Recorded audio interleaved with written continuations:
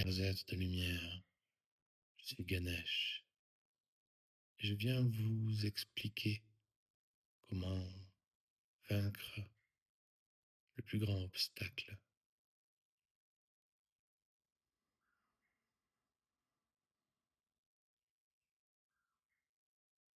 Lorsque vous vous identifiez à vos possessions matérielles, à vos idées,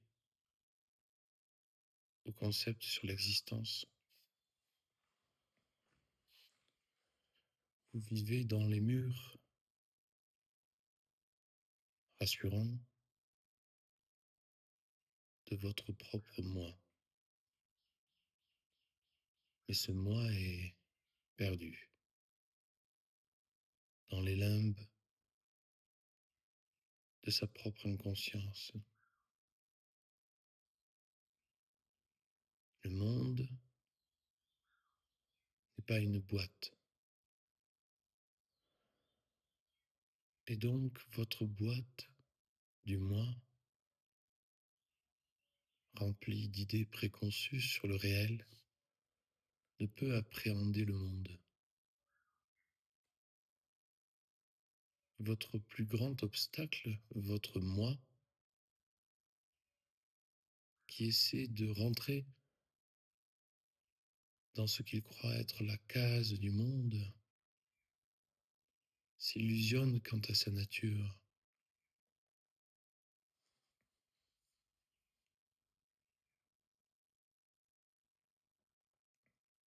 Il n'y a pas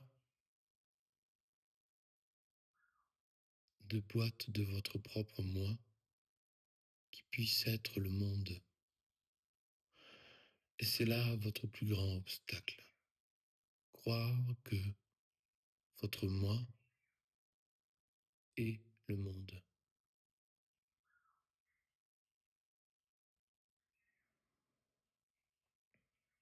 Vous êtes donc pris en étau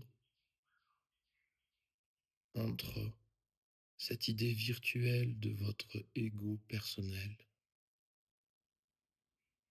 et le monde dans son infinité.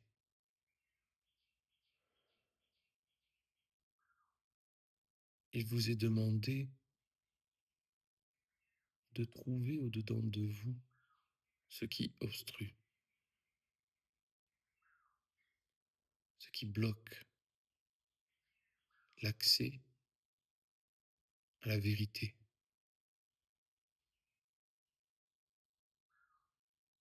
C'est bien votre propre boîte,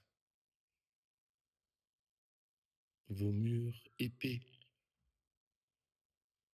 qu'il va falloir traverser pour accéder au monde.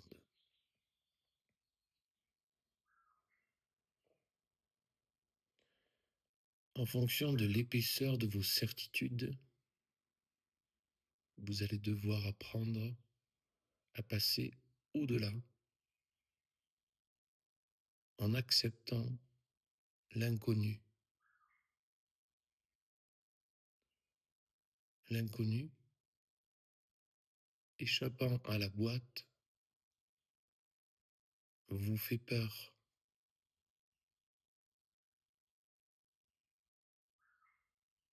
Car votre boîte, bien qu'une prison, vous sécurise.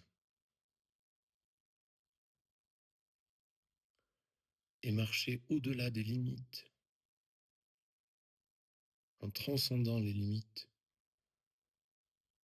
des structures de votre idée de vous-même,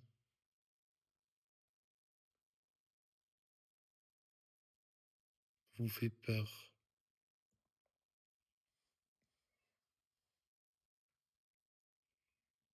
Car cela vous demande un abandon à ce qui est.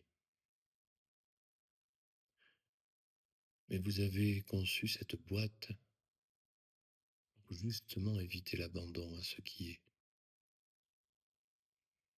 Pour vous inventer un monde psychologique qui, je le rappelle, n'est pas le monde réel.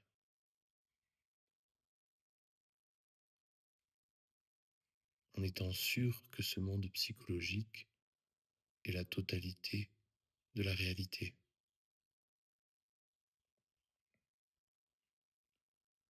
Vous êtes donc enfermé, majoritairement sans le savoir, dans les limites de votre mental, de votre ego, de votre attachement.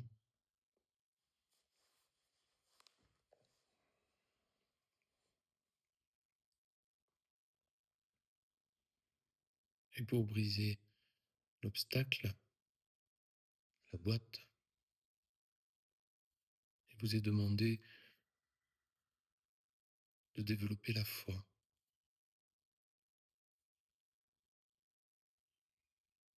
Pour cela, vous pouvez déjà intuitivement remarquer que la boîte de vos concepts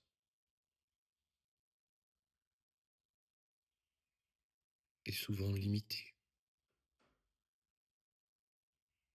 Simplement en ouvrant votre esprit à une autre culture, en ouvrant votre esprit à une autre manière de penser, au travers d'une rencontre sincère, au travers d'une lecture, vous pouvez accéder à ce que nous pourrions appeler l'autre face de la boîte. Je m'explique. Votre boîte vous entoure et vous regardez le monde avec ce que vous avez posé sur ces murs internes, des valeurs, des concepts et des idées. Mais le monde qui est libre, exempt de ces concepts et idées, vous renvoie systématiquement l'opposé de ces idées qui apparaissent à l'extérieur de la boîte.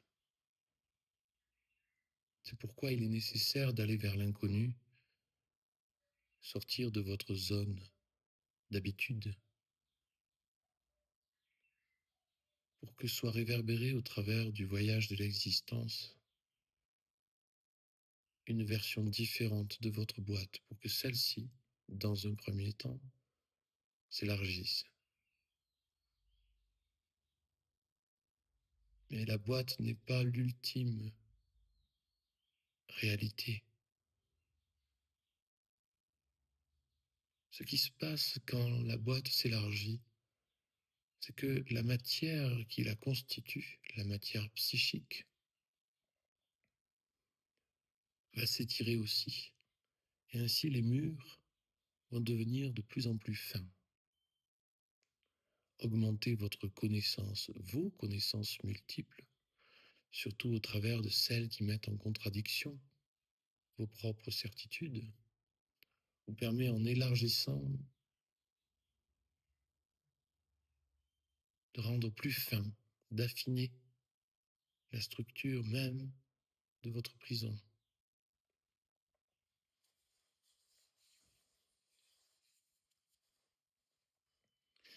Parfois, quand vous avez ouvert l'espace à l'intérieur de la boîte et que celle-ci est plus grande, parfois, parce que les murs sont plus fins, l'unification entre l'intérieur et l'extérieur de cette boîte se fait. Et au-delà même de cette boîte illusoire, qui n'est qu'une projection mentale,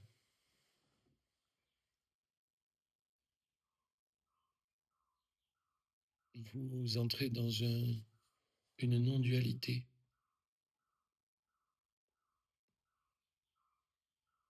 Grâce à de subtiles ouvertures, vous sentez l'unité de toute chose, même si vous ne pouvez la décrire, cette unité. Car votre discours mental, vos idées et vos attachements mentaux sont dépassés. Il est évident qu'une âme qui transporte sa boîte karmique de vie en vie va accumuler avec le temps une capacité à élargir sa conscience. Mais le pas ultime sera de transcender la boîte elle-même, dans laquelle il n'y aura plus besoin de l'outil mental pour se donner une personnalité, s'inventer une structure personnelle, mais un abandon intérieur, un lâcher-prise intérieur du mental dans le cœur. Et cette rencontre décisive fait que la boîte, comme un cube de sucre, se dissout dans l'eau du soi. La, la nature illimitée du soi accueille donc ce sucre qui est la boîte, si vous voulez, qui disparaît dans le soi, teintant légèrement, peut-être, le soi. Et surtout, ce que cela vous dit, c'est que votre boîte, ainsi dissoute,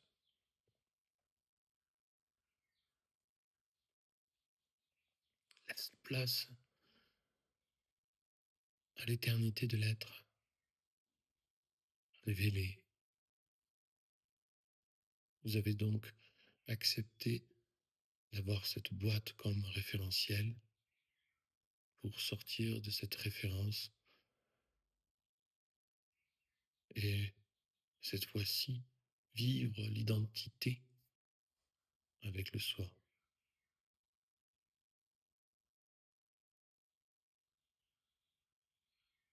Ainsi est le chemin. Votre nature véritable, immuable, attend simplement que vous acceptiez, participiez en quelque sorte au travers de votre chemin spirituel, simplement de vie, à la dissolution de cette boîte dans l'éternité de qui vous êtes déjà maintenant. Ainsi, votre rapport au réel, non plus teinté de vous-même, se révèle éclatant de réalité, d'unité, de conscience, de vérité, d'amour, une réalité vivante au-delà des mots. Bien à vous sur le chemin. Je suis Ganesh.